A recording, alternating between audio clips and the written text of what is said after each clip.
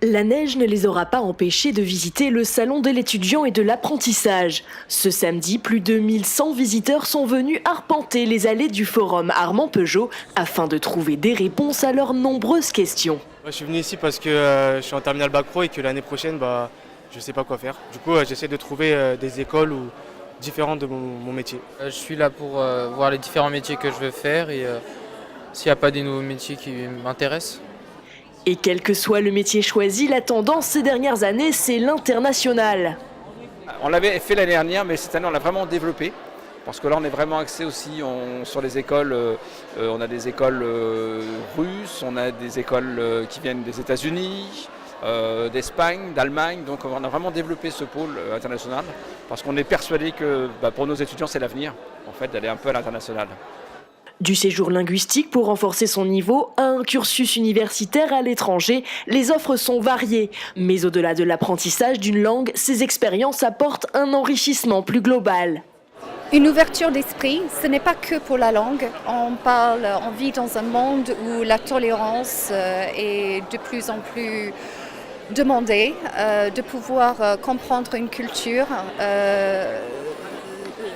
comprendre un peuple. Ce sont des choses qui sont maintenant primordiales pour les jeunes d'aujourd'hui. Partir à l'étranger, un projet tentant mais qui amène parfois certaines inquiétudes.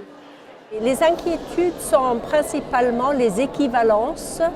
Donc, comment est-ce que leurs études en France vont être reconnues en Angleterre, par exemple, et aussi le niveau d'anglais qui est demandé pour entrer dans les écoles anglaises. Et parce que se projeter dans l'avenir peut faire peur, beaucoup de jeunes sont venus accompagnés de leurs parents. Mais attention, leur rôle ici est bien déterminé. Il me semble que c'est important d'être impliqué. Par contre, pas faire les choses, en tout cas à leur place, puisqu'ils ont un âge où ils doivent aussi prendre conscience que la décision finale leur appartient, que c'est bien leur avenir qui est en jeu.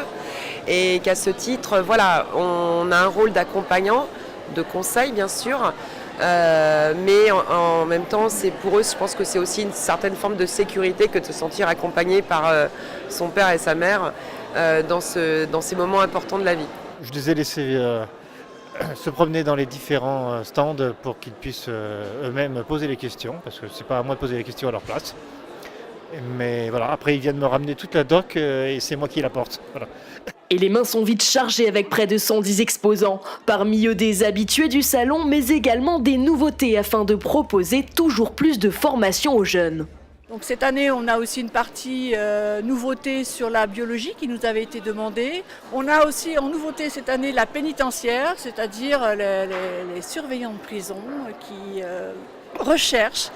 Et on a un nouveau secteur aussi qui est sur le droit, pour ceux qui veulent faire sortir de l'immobilier, le notariat.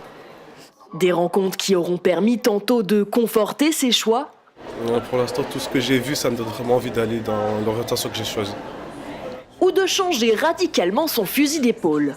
Je voulais au début travailler dans les animaux, mais j'ai remarqué que les formations et les écoles sont assez fermées. De base, je partais sur faire de l'esthétique et c'est pas du tout ce que je veux faire finalement. Et là, je vais pouvoir faire de la vente pour faire autre chose.